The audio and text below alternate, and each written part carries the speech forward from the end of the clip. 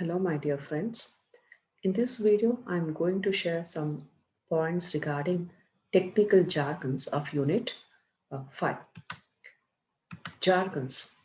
Jargons ಅಂತ ಹೇಳಿದ್ರೆ ಕನ್ನಡದಲ್ಲಿ ವೃತ್ತಿ ಭಾಷೆ ಅಂತ ಹೇಳಿ ಕರಿತೀವಿ. ಸೊ ನಮ್ಮ ಡೇ ಟು ಡೇ ಲೈಫಲ್ಲಿ ಕನ್ನಡ ಭಾಷೆನ ಇಂಗ್ಲಿಷ್ ಭಾಷೆನ ಹೆಚ್ಚಾಗಿ ಬಳಸ್ತಿರ್ತೀವಿ. ಸೊ ನಾವು ಮಾತಾಡ್ಬೇಕಾದ್ರೆ ಬಳಸುವಂಥ ಪದಗಳು ನಮಗೂ ಅರ್ಥ ಆಗಿರುತ್ತೆ. ಅಟ್ ದ ಸೇಮ್ ಟೈಮ್ ನಾವು ಯಾರ ಜೊತೆಗೆ ಮಾತಾಡ್ತಿರ್ತೀವಿ ಅವರಿಗೂ ಕೂಡ ಅರ್ಥ ಆಗಿರುತ್ತೆ. ಬಿಕಾಸ್ ನಾವು ಬಳಸ್ತಿರುವಂಥ ಪದಗಳು ತುಂಬ ಫೆಮಿಲಿಯರ್. ಸೊ ನಾವು ಯಾವ ಭಾಷೆನ ಉಪಯೋಗಿಸ್ತಿದ್ದೀವಿ ಆ ಭಾಷೆಯಲ್ಲಿರುವಂತಹ ತುಂಬ ಸರಳವಾದ ಪದಗಳನ್ನ ಉಪಯೋಗಿಸ್ಕೊಂಡು ನಾವು ಕಮ್ಯುನಿಕೇಟ್ ಮಾಡ್ತಿರ್ತೀವಿ. ಆದರೆ ಈ ಜಾರ್ಗನ್ಸಿಗೆ ಬಂದರೆ ಆ ರೀತಿ ಅಲ್ಲ. These jargons are the terminology associated with a particular field, job or occupation. ಈ ವೃತ್ತಿ ಭಾಷೆ ಅನ್ನೋದು ಯಾರಿಗೆ ಸಂಬಂಧಪಟ್ಟಿದ್ದಂದ್ರೆ ಯಾವ ವ್ಯಕ್ತಿ ಯಾವ ವೃತ್ತಿಯಲ್ಲಿ ಕೆಲಸ ಮಾಡ್ತಿರ್ತಾನೋ ಅಂತ ವೃತ್ತಿಗೆ ಮಾತ್ರ ಸಂಬಂಧಪಟ್ಟಂತಹ ಭಾಷೆ. This terminology is only understood by people in a certain group. ಯಾವ ವ್ಯಕ್ತಿ ಯಾವ ವೃತ್ತಿಯಲ್ಲಿ ಕೆಲಸ ಮಾಡ್ತಿರ್ತಾನೋ ಅಂತ ವೃತ್ತಿಯಲ್ಲಿ ಬರುವಂತಹ ಜನರಿಗೆ ಅಥವಾ ಅಂತ ವೃತ್ತಿಯಲ್ಲಿ ಕೆಲಸ ಮಾಡ್ತಿರುವಂತಹ ಬೇರೆ ಜನರಿಗೆ ಗ್ರೂಪ್ ಆಫ್ ಪೀಪಲ್ಗೆ ಮಾತ್ರ ಅರ್ಥ ಆಗುವಂತಹ ಭಾಷೆ. It is a type of shorthand between members of a particular group of people, often involving words that are meaningless outside of a certain context. ಈಗ ಒಂದು ಗುಂಪಿನಲ್ಲಿ ಮಾತಾಡ್ತಾ ಇರ್ತಾರೆ ಅಂದರೆ ಅವರು ಜಾರ್ಗನ್ಸ್ನ ಉಪಯೋಗಿಸ್ತಿರ್ತಾರೆ. ಬಿಕಾಸ್ ಬೋತ್ ದ ಪರ್ಸನ್ ಯಾರು ಮಾತಾಡ್ತಿರ್ತಾರೆ ಆಸ್ ವೆಲ್ ಆಸ್ ಯಾರು ಕೇಳಿಸ್ಕೊಳ್ತಿದ್ದಾರೆ ಅವರು ಆ ವೃತ್ತಿಗೆ ಸಂಬಂಧಪಟ್ಟ ಜನರಾಗಿರ್ತಾರೆ. ಸೊ ಅಂಥ ಸಂದರ್ಭದಲ್ಲಿ ಅವರು ಹೆಚ್ಚು ಹೆಚ್ಚು ವೃತ್ತಿ ಭಾಷೆಯನ್ನ ಬಳಸ್ತಾರೆ. ಸೊ ಅವಾಗ ಏನಾಗುತ್ತೆ ಅಂದರೆ it will be easily understood. So ಜಾಸ್ತಿ ಸಮಯ ಬೇಕಾಗಿರೋದಿಲ್ಲ. ಮಾತಾಡ್ತಿರುವಂಥ ವ್ಯಕ್ತಿ ಏನು ಹೇಳ್ತಿದ್ದಾನೆ ಅನ್ನೋದ್ರ ಬಗ್ಗೆ, ಕೇಳಿಸ್ಕೊಳ್ತಿರುವಂಥ ವ್ಯಕ್ತಿ ಅರ್ಥ ಮಾಡ್ಕೊಳ್ಳೋದ್ರ ಬಗ್ಗೆ. ಸೊ ಇಬ್ಬರು ಒಂದೇ ವೃತ್ತಿಯಲ್ಲಿರೋದ್ರಿಂದ ಈಸಿಯಾಗಿ ಅವರ ನಡುವೆ ಕಮ್ಯುನಿಕೇಶನ್ ನಡೆಯುತ್ತಿರುತ್ತೆ. Because they will be using the jargons, ಅಂದರೆ ಅವರ ವೃತ್ತಿ ಭಾಷೆಯಲ್ಲಿ ಮಾತಾಡ್ತಿರ್ತಾರೆ. So there are millions of jargons set that different occupational groups use. ಪ್ರತಿಯೊಂದು ವೃತ್ತಿಗೆ ಅದರದೇ ಆದಂತಹ ಭಾಷೆ ಇರುತ್ತೆ, ಅದರದೇ ಆದಂತಹ ಜಾರ್ಗನ್ಸ್ನ ಅವರು ಹೆಚ್ಚು ಹೆಚ್ಚು ಅವರ ವೃತ್ತಿಯಲ್ಲಿ ಬಳಸ್ತಾ ಇರ್ತಾರೆ. ಕೆಲವೊಂದು ಎಕ್ಸಾಂಪಲ್ಸ್ನ ನಾನು ಇಲ್ಲಿ ತೋರಿಸಿದ್ದೀನಿ. ಫಸ್ಟ್ ಒನ್, ಮೊದಲನೇದಾಗಿ the legal profession. The legal profession has many jargons and are used by lawyers and advocates. So legal ಪ್ರೊಫೆಷನಲ್ಲಿ ಪ್ರೊಫೆಷನನ್ನ ಬಳಸುವಂತಹ ಜನರಾದಂಥ ಲಾಯರ್ಸು, ಅಡ್ವೊಕೇಟ್ಸು, ಜಡ್ಜಸ್ಸು ಹೆಚ್ಚಾಗಿ ಅವರ ವೃತ್ತಿ ಭಾಷೆಯಲ್ಲಿ ಏನು ಬಳಸ್ತಾರೆ ಅಂದರೆ like appeal, bar of council, bench, court, custody, decision, evidence, judgment etcetera. So ಈ ರೀತಿ ವೃತ್ತಿ ಭಾಷೆಯನ್ನ ಉಪಯೋಗಿಸ್ತಾರೆ.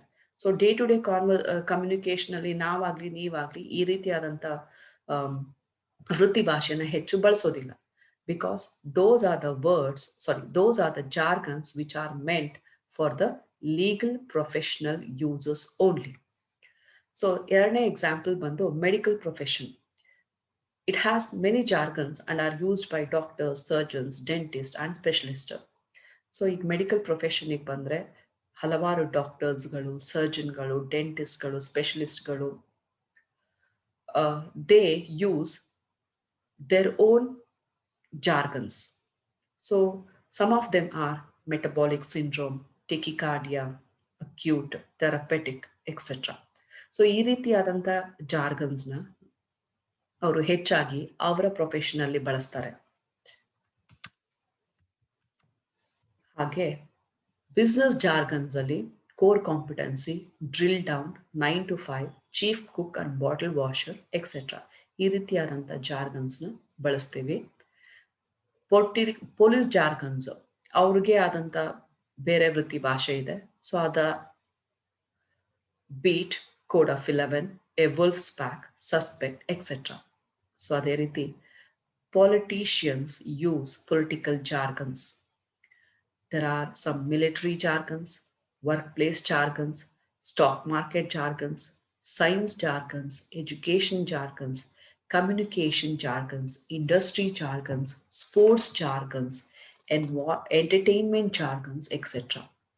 ಹೀಗೆ ಹಲವಾರು ವೃತ್ತಿಗೆ ಅವ್ರದ್ದೇ ಆದಂತಹ ಭಾಷೆ ಇರುತ್ತೆ. ಸೊ ಆ ವೃತ್ತಿಯಲ್ಲಿ ಕೆಲಸ ಮಾಡುವಂತಹ ಜನರು ಆ ಭಾಷೆಯನ್ನ ಬಳಸ್ತಾರೆ. ಸೊ ಇದನ್ನ ನಾವು ಜಾರ್ಗನ್ ಅಂತ ಹೇಳಿ ಕರಿತೀವಿ. ಸೊ ನಾವು we can look at the word technical jargon. What does that mean? Technical jargon ಅಂತ ಹೇಳಿದ್ರೆ ತಾಂತ್ರಿಕ ವೃತ್ತಿ ಭಾಷೆ. This is used in the field of engineering. So ಈ ಟೆಕ್ನಿಕಲ್ ಜಾರ್ಗನ್ ಅನ್ನು ಹೆಚ್ಚಾಗಿ ಇಂಜಿನಿಯರಿಂಗ್ ಫೀಲ್ಡ್ ಅಲ್ಲಿ ಬಳಸ್ತೀವಿ. These are also called as terminologies. These are the words ಅಥವಾ expressions belong to certain field of knowledge. This technical jargons is a special set of terms, phrases, or expressions that the members of a technical group use to speed up their communication. ಈ technical ಜಾರ್ಗನ್ಸ್ನ ಹೆಚ್ಚಾಗಿ engineering ಫೀಲ್ಡಲ್ಲಿ ಕೆಲಸ ಮಾಡ್ತಿರುವಂಥ ವ್ಯಕ್ತಿಗಳು ಬಳಸ್ತಾರೆ in order to speed up their communication. This technical jargons helps the member of a group recognize other member and communicate rapidly and reliably without having to explain the most basic terms of the discourse. For example, if you have a concept, ನಿಮಗೆ ಒಂದು concept ಗೊತ್ತಿದೆ, ಒಂದು idea ಇದೆ ಅಂತಂದ್ರೆ, if you want to share with the other people, you can use the technical jargons to share. It is understood by the specialized people who work in the specialized areas. ನಿಮ್ಮಲ್ಲಿರುವಂಥ ಕಾನ್ಸೆಪ್ಟ್ನ ಐಡಿಯಾಸ್ನ ಮಾಮೂಲಿಯಾಗಿ ಬಳಸುವಂಥ language Kannada ಭಾಷೆಯಲ್ಲೋ ಅಥವಾ English ಭಾಷೆಯಲ್ಲೋ ಬಳಸಿದ್ರೆ ಬೇರೆಯವ್ರಿಗೆ ಅದು ಅಷ್ಟು effective ಆಗಿ ಅರ್ಥ ಆಗೋದಿಲ್ಲ. ಅದೇ ನೀವು ಕೆಲಸ ಮಾಡ್ತಿರುವಂತಹ ಪ್ರೊಫೆಷನ್ ಅಥವಾ ಯಾವ ಫೀಲ್ಡ್ ಇದೆ ಆ ಫೀಲ್ಡ್ಗೆ ರಿಲೇಟೆಡ್ ಆಗಿರುವಂತಹ ಜಾರ್ಗನ್ಸ್ ಅಂತ ವೃತ್ತಿ ಭಾಷೆಯನ್ನ ಬಳಸಿ ಹೇಳಿದ್ರೆ ಅವ್ರಿಗೆ ಕೂಡ ತುಂಬಾ ಈಸಿಯಾಗಿ ಅರ್ಥ ಆಗತ್ತೆ. ಸೊ ಈಸಿಯಾಗಿ ಯಾಕೆ ಅರ್ಥ ಆಗತ್ತೆ ಅಂತ ಅಂದ್ರೆ they will be also working in the same field and they will be knowing the technical jargons which you are talking about. And it will be easy for them to understand what you want to say, and it will be easy for you to convince them using the technical jargons.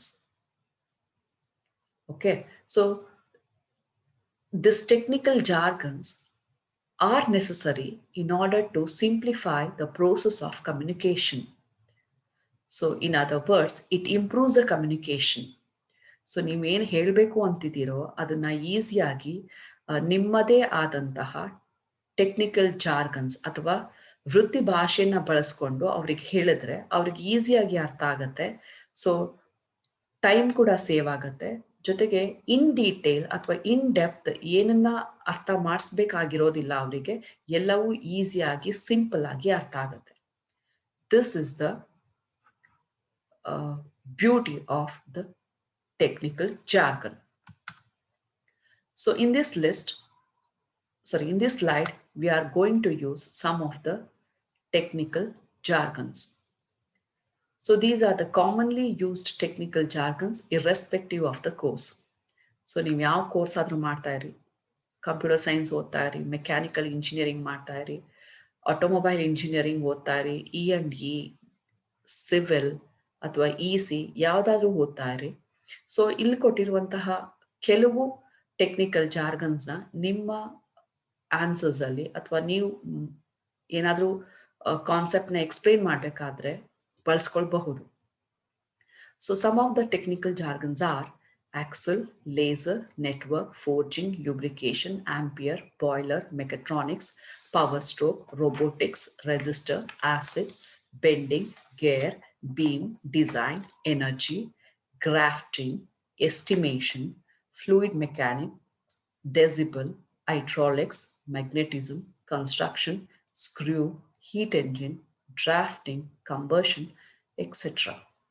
So have a look of this slide and go through all the technical jargons. In this slide, I'm going to explain you one example. What's a disc brake? Another question. A disc brake is a type of brake that uses the calipers to squeeze pair of pads against a disc or a rotor to create friction.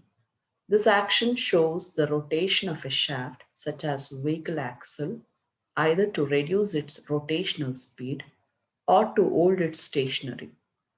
The energy of motion is converted into waste heat, which must be dispersed. Hydraulically actuated disc brakes are the most commonly used form of brake for motor vehicles. But the principles of a disc brake are applicable to almost any rotating shaft.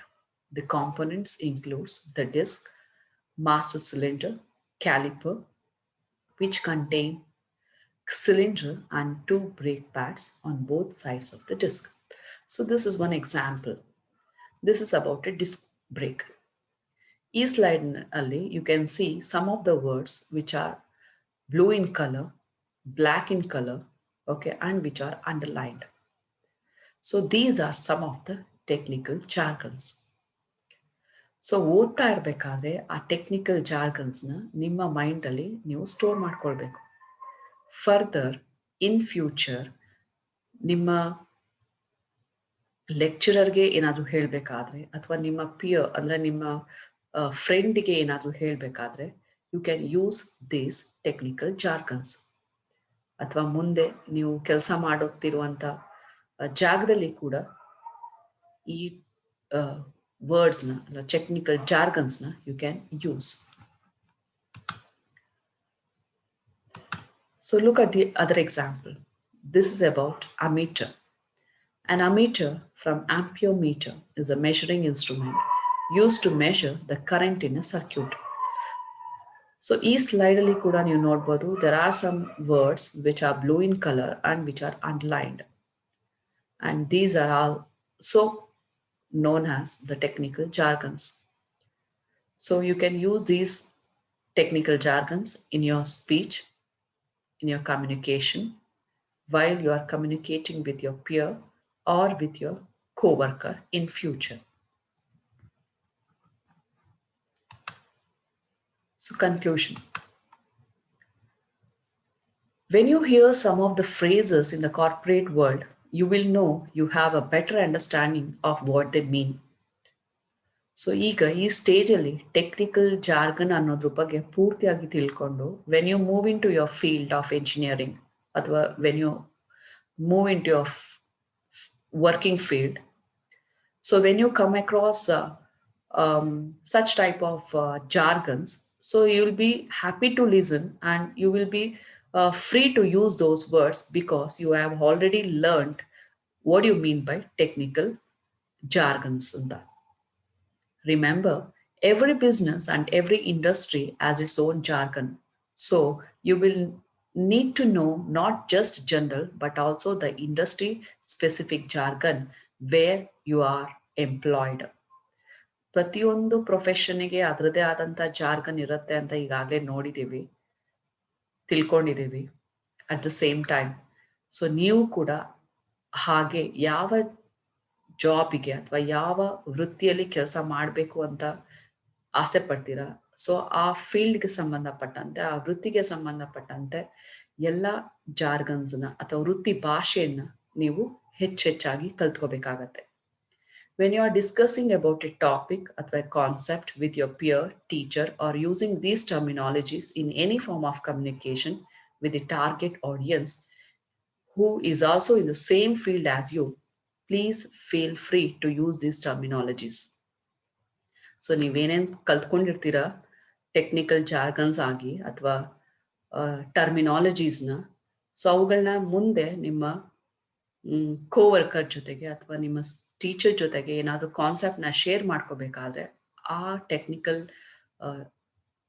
ಜಾರ್ಗನ್ಸನ್ನು ಹೆಚ್ಚಾಗಿ ಉಪಯೋಗಿಸೋದನ್ನ ಮಾಡಿ. This helps in understanding the context of the communication better. So ಇದರಿಂದಾಗಿ ನಿಮ್ಮ communication ತುಂಬ ಚೆನ್ನಾಗಾಗತ್ತೆ. So it will be easy for you to communicate the concept, what you have in your mind, to the opponent or to the listener easily using these technical jargons. I hope you all understood the meaning and application of the technical jargons. Thank you.